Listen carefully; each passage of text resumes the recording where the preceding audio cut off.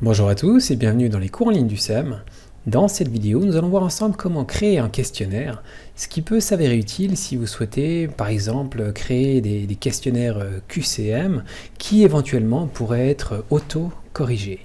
Nous allons donc le voir dans cette vidéo. Pour ce faire, vous allez vous retrouver dans un de vos cours, dans la partie travaux et devoirs, et vous allez créer un questionnaire à la deuxième ligne. Voilà, vous retrouvez donc cette interface qui vous paraît assez familière. On va remplir un titre, des instructions, on va passer ça. À droite, vous retrouvez les mêmes éléments. Ce qui va nous intéresser ici et qui est nouveau, c'est ce blank quiz. Donc vous remarquez qu'un fichier a été créé, un questionnaire vierge. Et si je clique dessus, je me retrouve donc en ligne sur cette page de mon questionnaire. En cliquant sur le questionnaire, je peux lui donner un nom. Je peux rajouter une description à l'intention de mes élèves. Voilà, merci de bien vouloir remplir ce questionnaire par rapport à la lecture d'aujourd'hui. Et puis on remarque ici en dessous, j'ai différentes sections. Ces sections sont raccourcies, mais si vous cliquez dessus, elles s'élargissent et vous avez davantage d'options. Chaque fois, c'est un petit peu la même chose. Vous allez avoir vos questions qui sont là, une par une. Et sur la droite, vous allez pouvoir rajouter, avec le petit plus, autant de questions que vous souhaitez. Vous remarquez que c'est seulement la question en cours qui est élargie, donc qui est en vue élargie, et les autres sont en vue ramassée. Intéressons-nous à ma première question. Vous avez plusieurs types de questions, on va les prendre un peu les unes après les autres. Vous avez tout d'abord les questions ouvertes. Vous remarquez que sur la droite ici, vous avez la possibilité dans les deux premiers, en cliquant sur ce rectangle, vous avez la possibilité déjà de choisir entre une réponse courte ou une réponse paragraphe. Faisons un essai. Voilà, combien font 2 plus 2? Sur la droite, je vais choisir, donc c'est une réponse courte que j'attends. Ici, l'élève devra bien entendu répondre 4, donc en écrivant 4 avec son clavier. Si maintenant, je souhaitais faire la même chose, mais avec un choix multiple, voilà, donc je remplirai ici combien font 2 plus 2. On a marqué ici, j'ai le choix multiple qui est coché. Et puis ici, il ne me reste plus qu'à remplir mes options. Donc je pourrais remplir autant d'options que je veux. Voilà, par exemple 1, 2, 3. On remarque que dans certains cas, comme ici, il me fait des suggestions automatiques. Donc je peux les rajouter, et il va me les rajouter automatiquement en fonction de ce que j'ai déjà rajouté, ce qui peut s'avérer assez utile. Typiquement, là, je pourrais rajouter 1, 2, 3, 4, 5, et donc mon élève qui aurait cette question verrait ces 5 réponses, et il pourrait donc cliquer sur 1, 2, 3, 4, 5. Je pourrais aussi ajouter autre, ici, en cliquant sur ajouter autre, c'est-à-dire que c'est mon élève, si il ou elle ne trouve pas la réponse satisfaisante dans ses 5 premières réponses, pourrait la taper avec une réponse courte, comme précédemment. Voilà, donc réponse courte, choix multiple. Vous avez aussi, si je rajoute encore une question, ou même plutôt que de rajouter, je pourrais dire ici, vous voyez en bas, il y a cette icône qui dit dupliquer. Je peux dupliquer ma question. Et puis ici, je pourrais la changer. Donc on voit qu'elle est à l'identique, mais cette fois-ci, je pourrais dire, voilà, case à cocher. Dans ce cas-là, les cases à cocher sont aussi des choix multiples, sauf que dans le premier cas, une seule réponse est possible, donc l'élève ne peut répondre qu'une fois, tandis que dans les cases à cocher, il peut répondre autant de fois qu'il le souhaite ou qu'elle le souhaite, ce qui dans ce cas-là ne fait pas sens, mais si typiquement je lui disais, voilà, parmi les propositions suivantes, lesquelles sont vraies, il pourrait cocher sur le 3, le 4 et le 5, si cela correspondait. Remontant un tout petit peu, je vous ai montré la réponse courte, on peut faire de même avec une réponse de paragraphe. Voilà, je pourrais demander à mes élèves d'écrire donc un texte sur leurs vacances, et puis donc une composition, leur demander de faire une dissertation, et choisir le paragraphe. Donc ici, on n'est pas limité dans la longueur du texte. L'élève ou les élèves peuvent écrire autant qu'ils le souhaitent, des réponses aussi longues qu'ils le souhaitent. Alors c'est peut-être pas ce qui est le plus pratique pour écrire et pour corriger des longues réponses, mais c'est toujours, ça peut s'avérer utile. Donc on a vu ensemble les 4 premiers, les réponses courtes, les paragraphes, les choix multiples, les cases à cocher. Pour le reste, je vous laisserai un peu regarder de votre côté. Il se peut que voilà, vous trouviez des choses intéressantes. En tout cas, ces quatre options sont les options basiques. Retournons-y quelque peu. Déjà, première chose que je vous encourage vivement à faire, c'est que pour toute question que vous faites, je vous encourage à choisir obligatoire. C'est-à-dire que tant que l'élève n'a pas répondu à la question, il ne peut pas continuer, il ne peut pas envoyer son formulaire. Il arrive en effet que des élèves oublient ou ne sautent des questions et oublient d'y revenir. Donc là, c'est une première chose qui est importante de faire. Une deuxième chose qui est intéressante, c'est notamment quand vous avez des questions comme celle-ci, vous pouvez appuyer sur « Corriger ». Si j'appuie sur « Corriger », je peux lui dire que voilà, combien font 2 plus 2, je peux dire que hop, ça, c'est la bonne réponse, donc j'ai le petit V qui est marqué. Je pourrais aussi mettre plusieurs bonnes réponses, dans ce cas-là, il n'y en a qu'une. Et je pourrais dire, soyons généreux, ici, c'était une question difficile, je vais lui donner 5 points. Et terminé. On voit que ce petit V apparaît.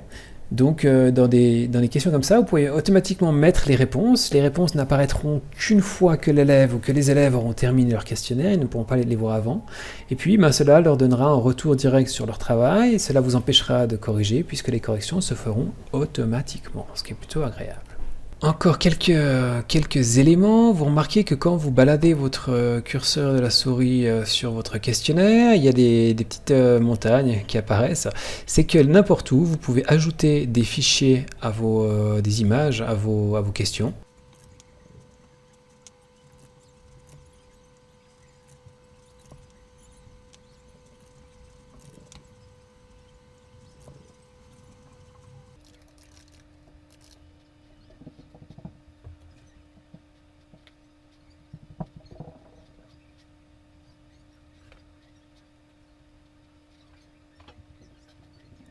Voilà, dans un cas comme ça, par exemple, j'aurais donc qu'est-ce qu'un oiseau, et je pourrais avoir uniquement des images qui correspondent. Je pourrais aussi avoir mon image dans le titre de la question.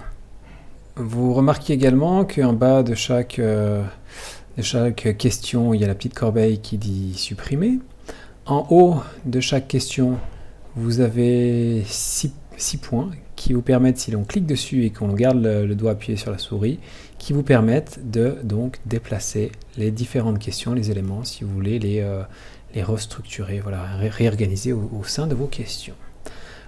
Vous remarquez aussi que sur la droite, donc on s'est intéressé principalement à ce premier plus, vous avez différentes choses. Vous pouvez importer des questions, si vous avez déjà des questions sur notre questionnaire, on va sauter cette partie.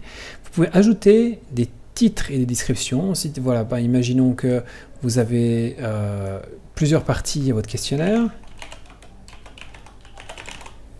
et que pour des souhaits de clarification, vous souhaitez rajouter des titres mathématiques, c'est la partie mathématiques, aussi on a une partie expression française, allez savoir. Vous pouvez également ajouter des images, et puis ce qui est assez intéressant, c'est que vous pouvez également ajouter des vidéos, démonstration maintenant. Je clique donc sur l'icône de la vidéo, je me retrouve sur YouTube avec ici directement, ce qui est pratique, la barre de recherche. Je peux chercher mes vidéos avec le nom en question. Et puis on va tout simplement leur mettre une chanson sur l'alphabet qui apparaît ici. Alors voilà, on remarque que ma section est ici, avec la vidéo qui est présente, je peux rajouter un titre, et puis juste en dessous, je pourrais par exemple leur poser des questions sur la vidéo, qu'est-ce qui vient après la lettre C, et puis les différentes choses, voilà, continuer comme ça, avec différents éléments proposés. Ce qui peut être assez pratique, on le verra dans une minute. Et puis le dernier élément que l'on trouve à droite, il s'agit ici de rajouter des sections. Donc à n'importe quel endroit, je peux rajouter une section. Vous avez vu que vous avez une section qui apparaît, section 2, section 1. Et donc c'est une façon aussi de différencier chacune de ces sections. On verra dans une minute à quoi ça sert. Ça permet aussi de faire plusieurs pages à votre questionnaire, si vous voulez. On peut faire une page et l'élève, une fois qu'il a fini cette page, va passer sur la page suivante. Là, à nouveau, en cliquant sur les 3 points, on peut déplacer la section, la dupliquer ou la supprimer, ou la fusionner, c'est-à-dire que les deux se retrouvent ensemble. Revenons cette fois-ci à ma question, par exemple celle-ci. Ce qui est intéressant, c'est que je peux, si je clique sur les 3 petits points qui sont en bas, je peux lui dire accéder à une section en fonction de la réponse. Clic. Voilà. Et voilà, on imagine que si mon élève répond 4, qu'est-ce qui est la bonne réponse, il pourra accéder à la section, à la page 2. Donc la page 2, voilà, c'est cette rubrique-là, directement. Alors que si, on imagine, il va accéder, il active ici répond faux, il va accéder à la page 1. Ce qui vous permet notamment, ça prend un petit peu de temps, mais de rediriger les élèves, c'est-à-dire s'ils répondent juste, eh ben, ils peuvent passer à la suite, s'ils répondent faux, ils pourront refaire des exercices, d'autres exercices jusqu'à ce qu'ils réussissent et puis qu'ils puissent continuer. Donc ça, c'est une façon de réorganiser un petit peu, d'individualiser le travail, ce qui peut être assez pratique. Vous remarquez aussi qu'en bas de chaque section, vous avez ici la possibilité de choisir, une fois que l'élève a fini la première section, on peut choisir passer directement à la section suivante ou aller à la section 1, 2 ou envoyer le formulaire directement.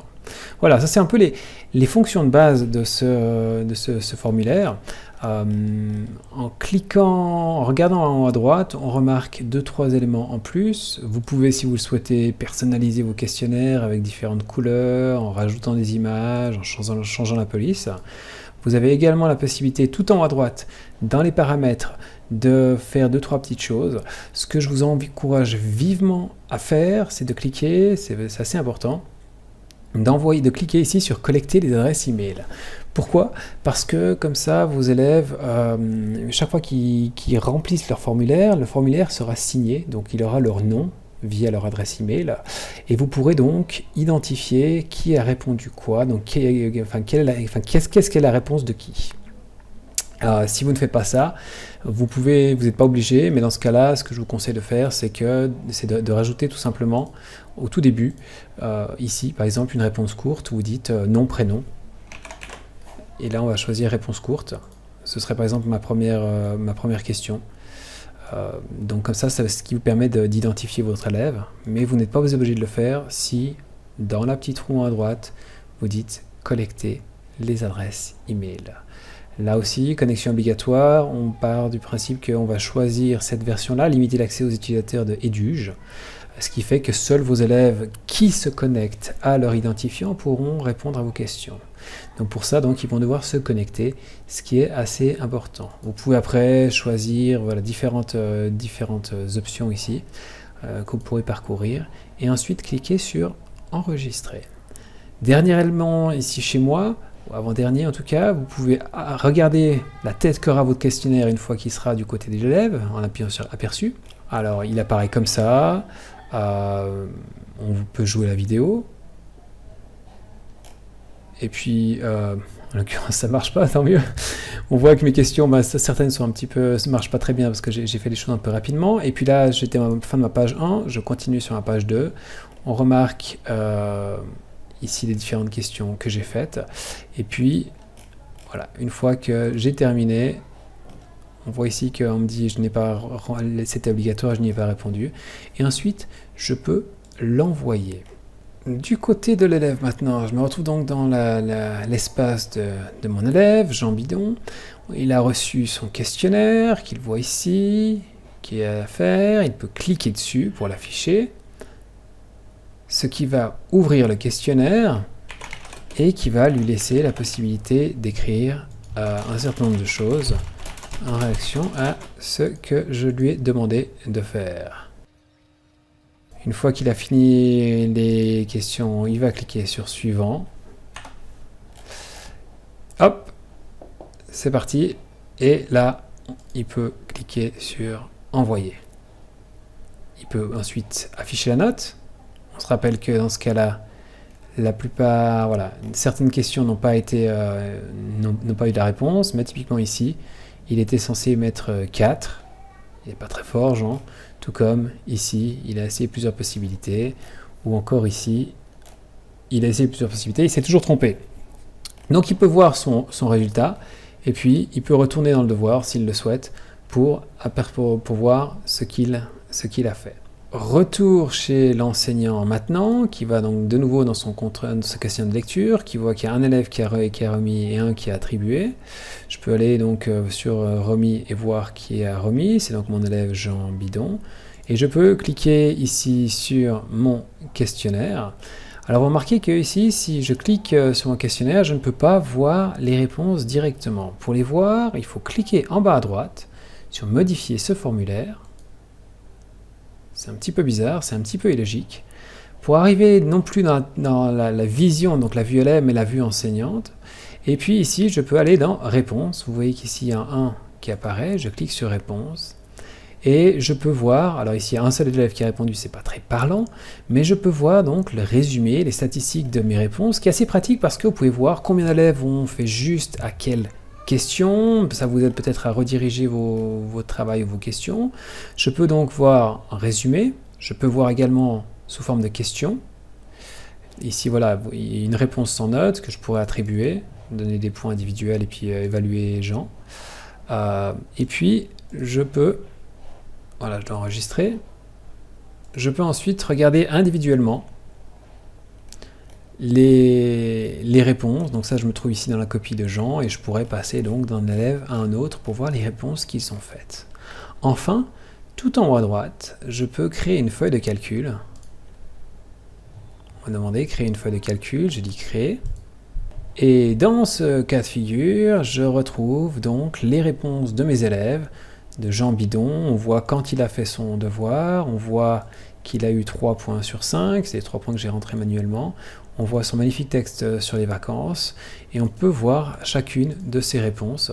Et donc au fur et à mesure que vous aurez des élèves qui vont se rajouter à cette liste, vous aurez les réponses qui vont apparaître dans ce document. Et vous pourrez donc évaluer vos réponses directement depuis ce fichier, ou en restant de ce côté-là dans les réponses individuelles. Voilà, la vidéo était un peu plus longue que les autres, mais il y avait de nombreux points à voir dans cette vidéo. Les contrôles et les questionnaires sont un outil intéressant et puissant. Ça demande un tout petit peu de temps pour se plonger dans le bain et puis être à l'aise avec ces outils. Merci et à tout bientôt.